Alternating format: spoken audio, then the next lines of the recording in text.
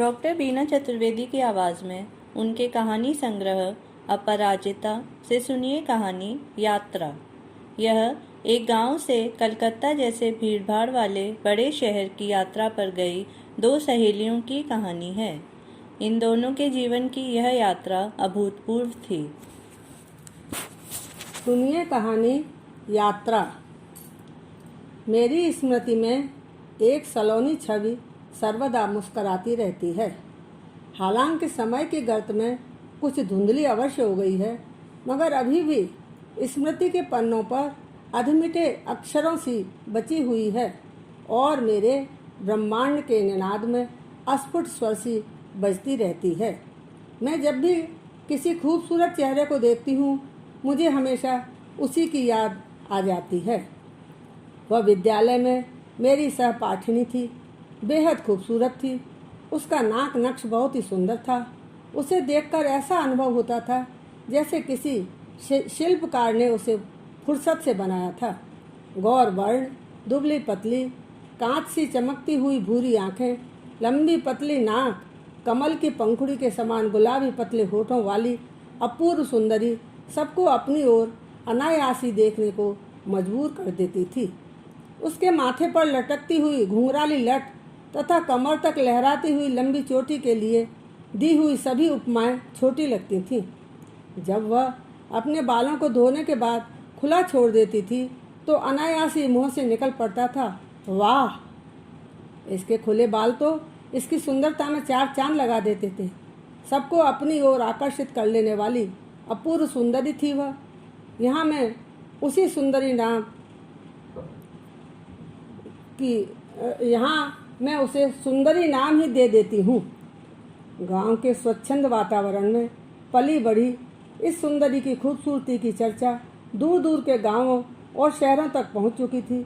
गांव में जब भी कोई शादी ब्याह होता, अन्य गांव या शहर से बारात आती, तो उसकी माँ उसे तमाम हिदायतें देती, जैसे घर के दरवाजे या छत पर मत खड़े होना, बाहर से आए किसी अनजान व्यक्ति के सामने मत जाना, आदि आदि।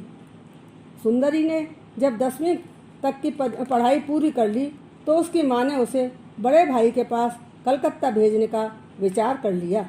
कहते हैं न कि बिल्ली के भाग से छींका टूट जाता है। पड़ोस में रहने वाली रचना भाभी गांव से वापस कलकत्ता जा रही थी, अतः उनके साथ ही सुंदरी को भेजने की व्यवस्था हो गई। संयोग से मैं भी उन लोगों के साथ जा रही थी।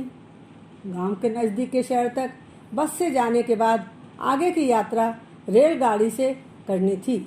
गर्मी के दिन थे, चिलचिलाती धूप और गर्म हवा के रूप में आंधी शरीर को झुलसा रही थी। कलकत्ता तक की रेलगाड़ी की यात्रा पूरे दिन और रात की थी। आदत के अनुसार हम लोग समय से पूर्व स्टेशन पहुंच गए थे। तूफान मेल स्टेशन पर लग चुकी थी। उस समय रेलगाड़ी में तृतीय श्रेणी का डिब्बा भी हुआ करता था। हम लोगों का रिजर्वेशन भी 3 टायर वाले तृतीय श्रेणी के आरक्षित डिब्बे में था। गर्मी और उमस के कारण डिब्बे में बुरा हाल था। पंखा भी रुक रुक कर झटके मारता हुआ चल रहा था। पंखे से शरीर को जला देने वाली गर्म हवा निकल रही थी।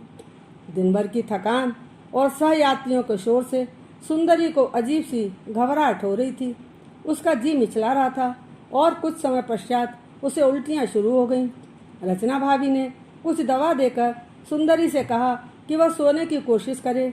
मैं खिड़की से बाहर देखने लगी। प्लेटफार्म का अद्भुत नज़ारा था। रेल के प्रस्थान करने में अभी समय बाकी था। यात्री लोग अपने माथे पर शिकन लिए सामान खींचते हुए अपने अपने डिब्बों की ओर दौड़ लगा रहे थे। अनजानी चिंताएं उनके चेहरों पर साफ तौर से झलक रही थीं। प्लेटफार्म पर एक सज्जन और कुली में जोर जोर से बहस हो रही थी। तय पैसों से कम देने पर कुली द्वारा विरोध के कारण वे उसे धमका रहे थे। उनकी बहसबाजी को सुनकर कुछ तमाशबीन वहां आकर खड़े हो गए थे। अंत में कुली कम पैसे लेकर बड़बड़ाता हुआ वहां से चला गया। उस बेचारे गरीब आदमी के चेहरे पर न तो कोई उलझन थी और न आक्रोश। शायद आए दिन यात्रियों के द्वारा होने वाली तू मैमे में वह बहसबाजी की उसे आदत हो चुकी हुई थी, अतः उसके ऊपर कोई विशेष असर नहीं हुआ। गरीब आदमी क्या करता, बेबस लाचार होकर चला गया। मगर सज्जन व्यक्ति अभी भी अपनी बात पर अड़े थे तथा कुली को कम पैसे देकर बहुत खुश नजर आ रहे थे, संतोष की सांस ले रहे थे। इस दृश्य को देख करके मुझे ऐसा अनुभव हो रहा था मानो मुझे गर्म लपट का कोई झोंका आहत करके गुजर गया हो। मेरे शरीर में एक अजीब सी सिहरन दौड़ गई। कम पैसा मिलने पर एक ओर यदि कुली जैसे गरीब असहाय लोगों की जिंदगी थम सी जाती है, वहीं दूसरी ओर ट्रेन की तरह इन सज्जन जैसे यात्रियों की गरीबों का पैसा मारने की रफ्तार बढ़ जाती है।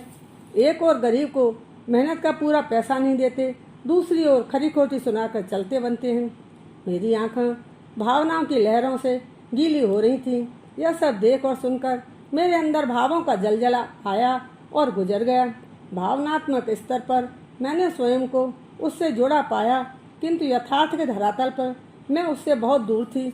उसकी जिंदगी की किताब के खुले पन्नों पर शायद अदृश्य स्याही से बहुत कुछ लिखा था जिसे कोई देख नहीं सकता था। मैं उससे बहुत कुछ कहना चाहती थी, किंतु कुछ भी कह न सकी।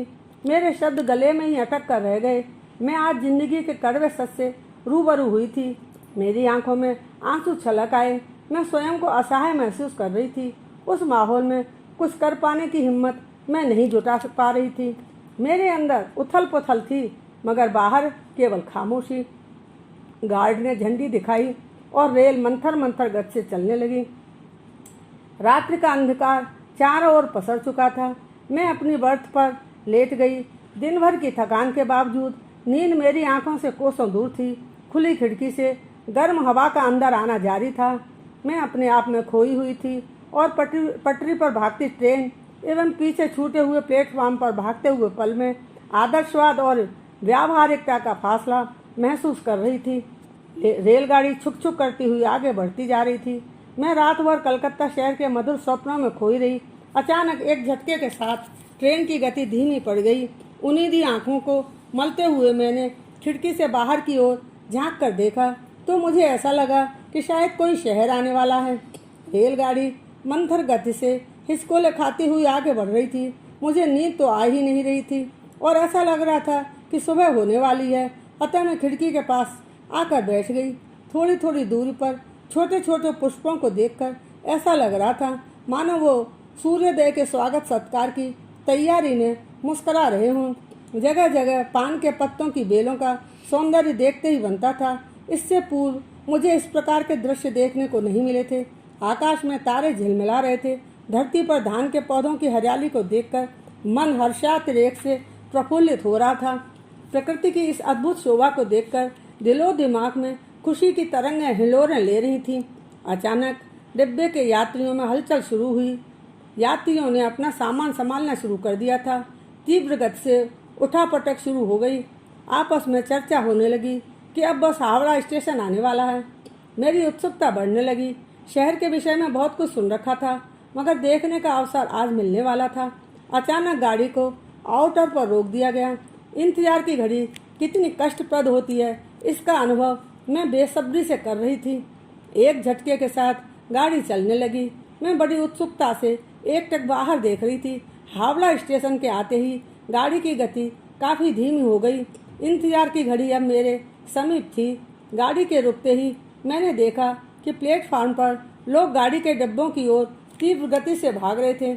मैंने पूछा, गाड़ी तो यहीं तक की है, इसे आगे नहीं जाना, फिर लोग इस तरह बेतहाशा क्यों भाग रहे हैं? यात्रियों में से एक सज्जन ने मुझे समझाया, ये लोग स्टेशन पर अपने लोगों को रिसीव करने आए हैं। उनके पास तक शीघ्रातिशीघ्र पहुंचना इनकी प्राथमिकता है। हम लोग भी अपना सामान संभालने लगे। मैंने सुंदरी को हाथ पकड़कर उठाया। उससे कहा, अपनी मंजिल आ गई है। सुंदरी का चेहरा एकदम कुम्हला गया था। उसके मुंह से आवाज तक नहीं निकल रही थी। एक दिन रात की यात्रा में उसकी हालत ऐसी हो गई मानो लंबे समय से बीमार हो। रचना भाभी का बेटा हमें लेने स्टेशन पर आ गया था। हम लोगों ने अपना सामान कुली से उतरवाया। मैं मन ही मन सोच रही थी कि कुली जितने पैसे मांगेगा उससे 2-4 रुपये अधिक मैं अपने पास से अवश्य दूंगी। हावड़ा स्टेशन को देखकर मेरी और सुंदरी की स्थिति अजीब व गरीब हो रही थी। वहाँ के दृश्य को देखकर हम दोनों भौचक्के हो रहे थे। स्टेशन पर होते शोरगुल, लाउड स्पीकर के अस्पष्ट अनाउंसमेंट, इंजन की कर्णभेदी सीटी, इतने शोर शराबे को किसी स्टेशन पर हम दोनों ने पहली बार देखा था। रेल से उतरकर प्लेटफार्म पर चलते हुए बाहर तक जाने का अनुभव बहुत ही घबराहट से पूर्ण दिल दहलाने वाला हमें अनुभव हो रहा था। उस दृश्य को देखकर ऐसा लग रहा था मानो हमारे देश की सारी जनता इसी स्टेशन पर एक साथ चहलकदमी कर रही थी। गांव के खेतों में यदा कदा टिड्डी दल का आक्रमण होता था, उसी प्रकार का दृश्य इस स्टेशन पर दृष्टिगोचर हो रहा था। इंसानों की भीड़ टिड्डी दल से कहीं अधिक लग रही थी। सुंदरी और मैंने एक दूसरे का हाथ कसकर पकड़ रखा था। बार बार ऐसा लगता कि अभी हम बिछुड़ जाएंगे। अचानक सुंदरी के हाथ से पर्स व रूमाल गिर गया, मगर इस भीड़ के बीच से उसे उठाया नहीं जा सका। हर व्यक्ति बस सामने की ओर मुंह उठाकर चल रहा था। अपितु चलना तो क्या कहें, हम उसे ऐसे कह सकते हैं कि वह भाग रहा था। सब एक दूसरे को धकेलते हुए स्टेशन से बाहर पहुंचने की जल्दी में थे। यदि कोई धीरे चलना चाहे या आगे पीछे वालों का साथ पकड़ना चाहे तो वह किसी भी तरह से मुमकिन नहीं था। कुली की चाल इतनी तेज थी कि उसके साथ तो हम दोनों किसी भी तरह से चल नहीं सकते थे। गांव के खुशहाल वातावरण में इस प्रकार की भीड़ भरी जिंदगी की कल्पना तक नहीं की जा सकती। वहाँ हर कोई एक दूसरे से बचकर चलता था। एक दूसरे की सहायता करना सब अपना धर्म कर्तव्य समझते थे। यदि कोई जल्दी में है तो उसे आगे जाने के लिए रास्ता दिया जाता, उसकी सहायता की जाती। मगर यहाँ हर व्यक्ति को पहले जाने की जल्दी है। भीड़ में यदि कोई गिर जाता है तो भी यात्री उसे अनदेखा करके जल्दी से आगे निकलने की धुन में रहते हैं। वाह रे कलकत्ता, तेरी लीला को कैसे समझ सकते हैं। हमने अनुभव किया कि शहर की भीड़ में गांव के उसूल और आदर्श कहीं दबकर रह गए हैं। एक गांव से कलकत्ता जैसे भीड़ भाड़ वाले शहर की हम दोनों के जीवन की यह अभूतपूर्व यात्रा थी।